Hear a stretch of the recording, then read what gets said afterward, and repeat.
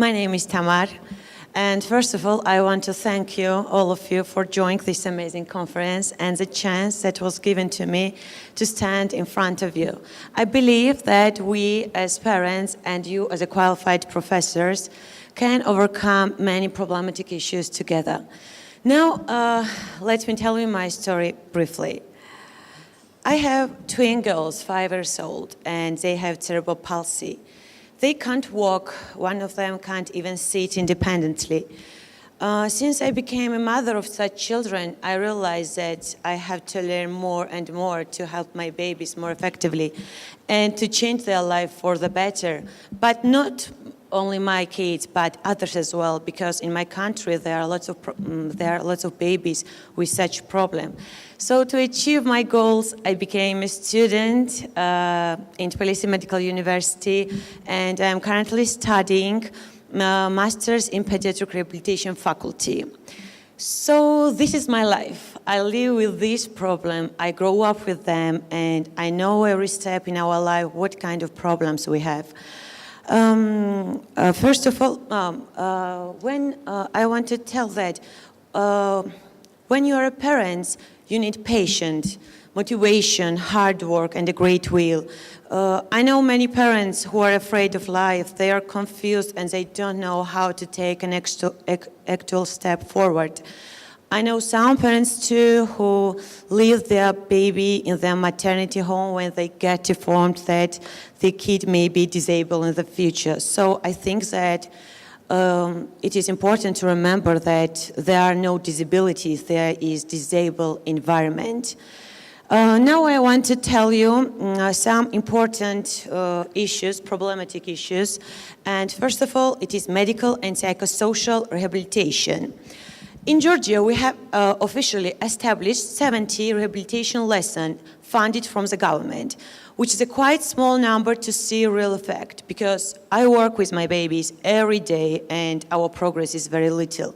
So can you imagine parents who depend only on these 70 lessons? It's very hard for us. Another problem, what we have is equipment. In my country, environment is not adequately adapted for people with disabilities. First of all, I'm talking about moving freely. Places such as theater, restaurant, museum, garden, or this hotel. These places aren't equipped appropriate equipment that the child or adult can feel comfortable in and accepted. I want to tell you about providing aid.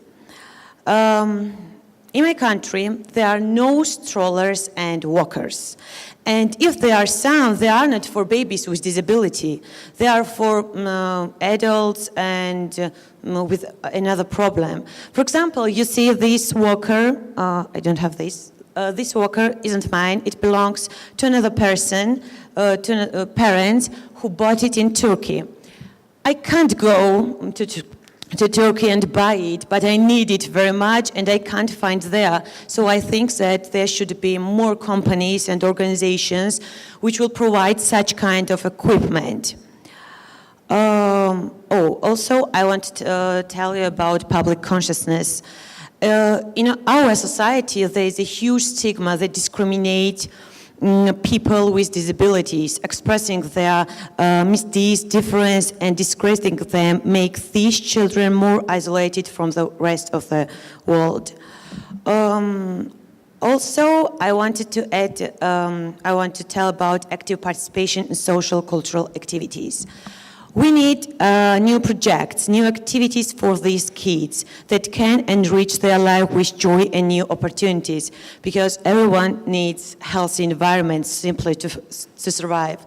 For example, my kids are very clever. They have high intelligence and awareness of themselves, but they're afraid or shy to play other kids in the yard because they don't know how to do it. Other kids are running, jumping around, play football, and they don't know how to do it and they don't know what to play with them. So they prefer to stay in their comfort zone without being active. And this is a choice, because I think that unhealthy environment that encourage such kids to be more active and confident That's why I force them to do some moves, some workouts. They don't have any motivation. I also want to thank you, Professor Boyd, for her amazing research, because it's very relevant for us. Participation-focused and environment-focused solutions are the best way to give kids enthusiasm to become a full-right member of this society. In conclusion, I want to end some important issues too, briefly, that we need early diagnosis and treatment improvement. Also, we need more adapted environment in schools and in kindergarten and qualified professors that will work with such kids.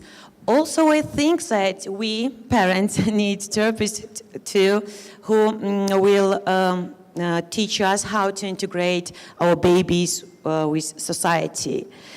But despite these problems, parents don't lose hope.